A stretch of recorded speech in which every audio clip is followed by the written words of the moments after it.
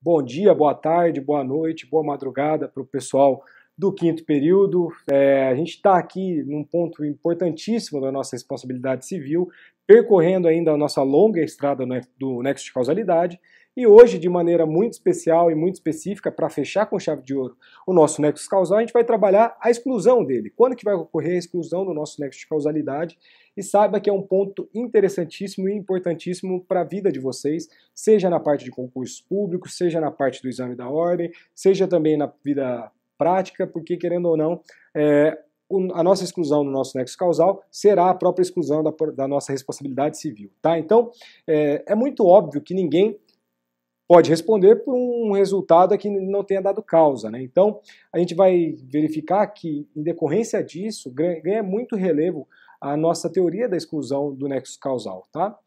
Por que ela ganha relevo? Porque não é raro, na vida prática, que pessoas são chamadas para responder por um eventual dano, por um eventual dever jurídico, mas que, na verdade, elas, só de maneira aparente, praticaram um eventual dano, enfim, praticaram um eventual ato ilícito, mas quando for verificado na parte técnica, um exame técnico de maneira específica, no caso concreto, a gente vai verificar vai constatar, aliás, que esse dano decorreu efetivamente de uma outra causa ou de circunstâncias que as impedia, esse primeiro agente, de cumprir a obrigação a que estavam vinculados. O que a gente está querendo falar aqui? Lembre-se que a gente está na nossa teoria da causalidade adequada, a gente vai verificar qual é a conduta mais adequada que gerou o dano, e aí a gente vai verificar que esse fato, essa circunstância que impediu de cumprir a obrigação ou que constatou que esse dano decorreu efetivamente de outra causa, a gente vai verificar que isso é um rompimento do nosso nexo de causalidade. A gente, vamos supor, tem o primeiro nexo causal, o segundo nexo causal, quando existe uma circunstância superveniente, uma força maior, algo do tipo, via de regra a gente vai verificar o rompimento desse primeiro liame causal pelo segundo. Então, por esse motivo, esse agente que aparentemente seria o responsável por eventual resultado danoso, ele não será responsável pela exclusão da segunda condição, do segundo processo causal, tá? Se o comportamento foi devido do agente, por óbvio, no caso concreto, que não foi possível, não pode-se dizer que o dever foi violado. Então, é uma verificação de caso a caso, tá? Então, a gente vai verificar que essas causas de exclusão do nosso nexo causal são os casos de impossibilidade superveniente do cumprimento da obrigação não imputáveis ao devedor, tá? Então, o que a gente está querendo dizer? Ou ao próprio agente, né? Essas impossibilidades, de acordo com a nossa doutrina, são em três hipóteses. Ela vai ocorrer em três hipóteses, tá? No caso fortuito e força maior, no nosso fato exclusivo da vítima e no nosso fato de terceiro.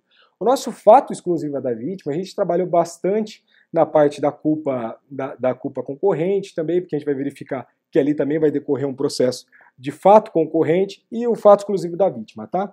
Então, a gente tem essas três possibilidades dentro da doutrina tradicional em que vai ocorrer a nossa exclusão do nexo de causalidade, tá?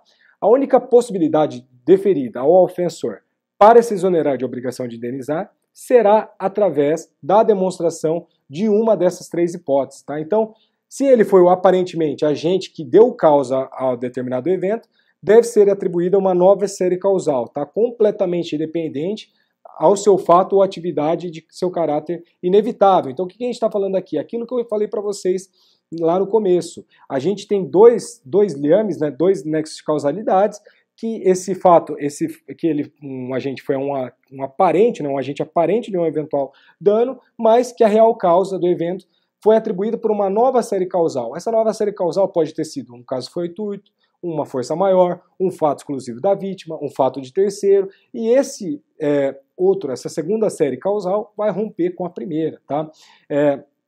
A gente tem no artigo 3º, parágrafo 1º, do nosso Código Penal, lembrando que a gente está na matéria civil, mas é interessante ali que a codificação ela conversa quando a gente está querendo conceituar determinadas coisas, que esse segundo processo causal guarda total autonomia com o primeiro, tá?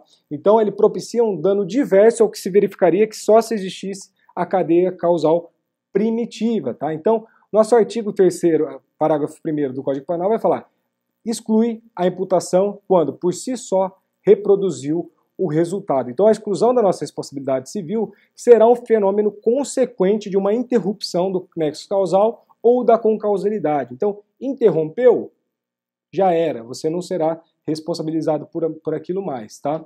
Então, é o nosso segundo liame que será o responsável por esse resultado, tá? Então, a gente tem esse importante artigo do Código Penal, aliás, esse importante parágrafo, que diz que, que exclui a imputação quando por si só produziu o resultado, tá? Então, a gente vai verificar aqui, num outro giro, que a gente não pode excluir de maneira alguma as excludentes de ilicitude, por exemplo, estado de necessidade, legítima defesa, exercício regular de direito, com as excludentes e de responsabilidade civil, tá? Então, por exemplo, no nosso caso fortuito, força maior, culpa exclusiva da vítima, enfim, a gente não pode confundir isso. Por quê? Porque as excludentes de ilicitude retiram a contrariedade ao direito da conduta, mas não isentam, tá?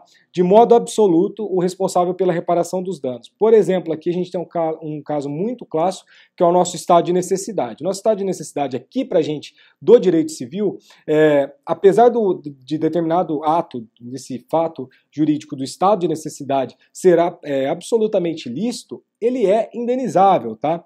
Na legítima defesa com erro na execução, por exemplo, embora a lista gera o dever de indenizar terceiros atingidos. A gente vai verificar isso um pouco hoje também, tá? Já as excludentes de responsabilidade civil, por romperem o nosso nexo causal, afastam totalmente o próprio dever de reparar os danos, tá? Então as nossas excludentes de responsabilidade civil atuam sobre o nexo causal. De qual forma? Rompendo ele. E agora a gente interrompe essa primeira parte do vídeo para avançar para a nossa primeira hipótese de rompimento do nosso nexo causal, que é a força maior, o nosso fortuito interno e externo. No caso da força maior, a gente vai verificar que é o fortuito externo, tá? Então a gente já volta para trabalhar aí com vocês. Valeu!